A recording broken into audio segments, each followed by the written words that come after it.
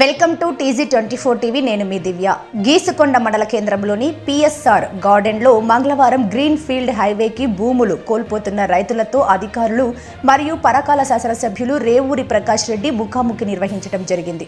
ఈ సందర్భంగా రైతులు మాట్లాడుతూ ఈ యొక్క భూములు వారసత్వంగా మా తాతలు మరియు తండ్రుల నుండి మాకు సంక్రమించాయని, ఈ యొక్క సారవంతమైన భూముల్లో 2 పంటలు పండించుకొని కుటుంబాలను పోషించుకుంటూ పిల్లలను ఉన్నతమైన చదువులు చదివించుకుంటూ మరియు ఆడపిల్లలకు కట్నాల కింద భూమి రాసిస్తున్నామన్నారు. అటువంటి భూములు కోల్పోతున్నందున కొంతమంది రైతులు ఆత్మహత్యలలే శరణ్యమన్నారు. కొంతమంది రైతులు బహిరంగ మార్కెట్లో ఎకరా భూమి ధర 3 నుంచి 4 కోట్లు పలుకుతుందన్నారు. బహిరంగ మార్కెట్ ధర ప్రకారం మాకు డబ్బులు ఇస్తే భూములు ఇవ్వడం జరుగుతుందన్నారు. ఈ యొక్క సమావేశంలో రైతులు పలు డిమాండ్లను ఎమ్మెల్యే ముందు ఉంచడం జరిగింది. గ్రీన్ ఫీల్డ్ హైవేను బ్రౌన్ ఫీల్డ్ హైవేగా మార్చాలి, అదేవిధంగా ఎకరాకి 10 కోట్ల నష్టపరిహారం ఇవ్వాలి మరియు గ్రీన్ ఫీల్డ్ హైవేలో స్థాపించే టోల్గేట్లో తమకు 70% వాటా ఇవ్వాలని కోరడం జరిగింది. ఈ యొక్క సమావేశంలో గ్రీన్ ఫీల్డ్ హైవే కింద భూములు కోల్పోతున్న రైతులు సాప్తే రాజు, పెండ్లి మల్లారెడ్డి, రమేష్, తిమ్మాపురం రాజగోపాల్, బూర్గుల రామచందర్, చంద్రమౌళి తదితరులు పాల్గొనడం జరిగింది. ముఖ్యమంత్రి సహాయ నిధి నుండి కూడా ఆల్మోస్ట్ ఆల్ ఇప్పటివరకు చూస్తే 580 మంది పైన ముఖ్యమంత్రి సహాయ నిధి నుండి ఇవ్వడం జరిగింది. అదేవిధంగా కళ్యాణ లక్ష్మి చూస్తే ఇక్కడ మనకు సంఘం మండలానికి సంబంధించి 307 వరకు, అదేవిధంగా మన సంఘం మండలం వచ్చి 180, గీసుకొండ మండలం 307 వరకు కూడా ఇవ్వడం జరిగింది.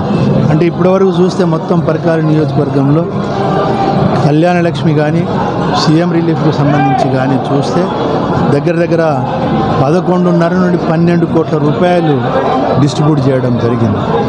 అదే కాకుండా ఇంకొకటి కూడా నేను చాలా స్పష్టంగా చెప్పాను.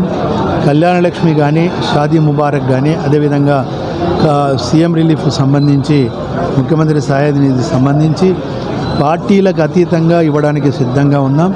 ఇప్పటి వరకు కూడా ఎవరు వచ్చినా కూడా వాళ్ళే ఇస్తున్నాం. ఎందుకంటే ఈ రెండిట్లలో మేము రాజకీయం చేయదలుచుకోలేదు.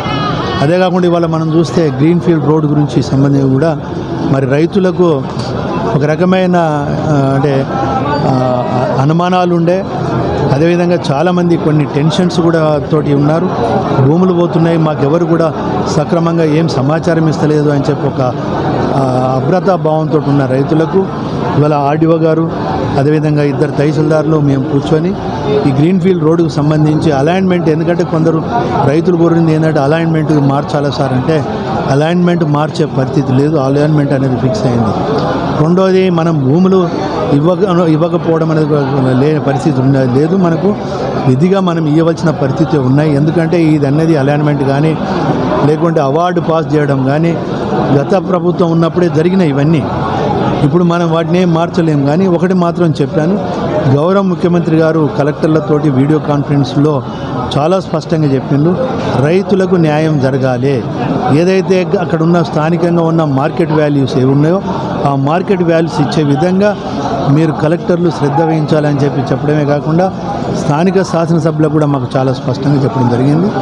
ఇప్పటికే కలెక్టర్ గారితో 2-3 మీటింగ్లు కూడా హనుమకొండ కలెక్టర్, వరంగల్ కలెక్టర్ తోటి ఈ గ్రీన్ ఫీల్డ్ రోడ్ గురించి నేషనల్ హైవే రోడ్స్కు సంబంధించి వారితో కూర్చొని ఈ భూ నిర్వాసితులు ఎవరైతే ఉన్నారో వాళ్ళకు సరి అయిన మన ధర ఇప్పించే ప్రయత్నం చేయడం జరుగుతుంది.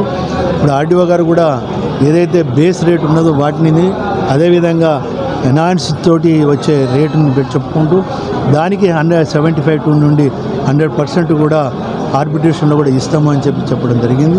అయితే నేను నా ఒక స్థానిక శాసనసభ్యుడిగా దానికన్నా ఇంకా అడిషనల్ ఇప్పించాలనేది నా ప్రయత్నం.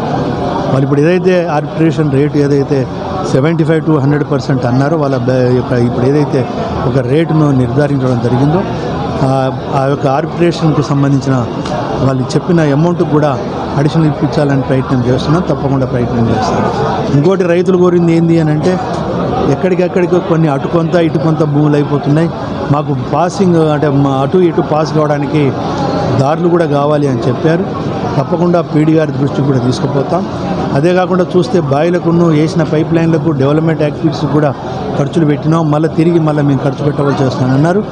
ఇప్పటికే ఆర్డీఓ గారికి తహసీల్దార్ గారికి కూడా అది సమగ్రమైన ఇన్ఫర్మేషన్ కూడా తీసుకోవాలని చెప్పడం జరిగింది.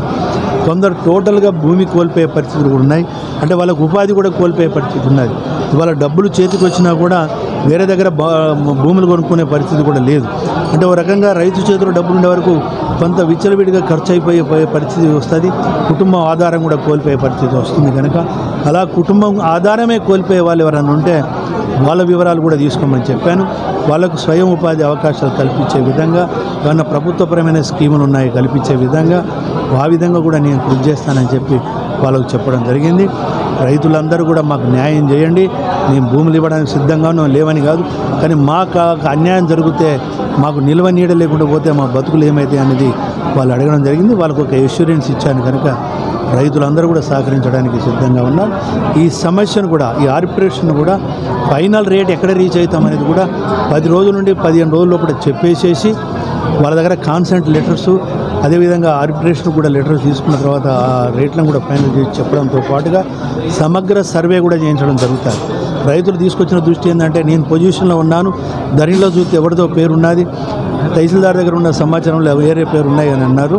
అందులోంచి సర్వే చేసి ఎక్కడికక్కడ కూడా ఏదైతే రైతు పొజిషన్లో ఉన్నారో వాళ్ళ యొక్క స్టేటస్ను కూడా నిర్ధారించి వాళ్ళకి న్యాయం జరిగే విధంగా కూడా కృషి చేయడం జరుగుతుంది.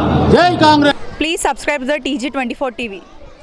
TG24 के लिए भी सब्सक्राइब करो। हर लोग पूरा देख लेंगे, पूरा ऑल ओवर इंडिया में आपका चैनल को सक्सेसफुल होना। TG24 TV सब्सक्राइब చేయండి। Subscribe the TG24 channel and give a support to this TV channel. Hello everyone, please subscribe TG24 TV. Thank you so much. TG24 TV అండి, subscribe చేయండి. Thank you.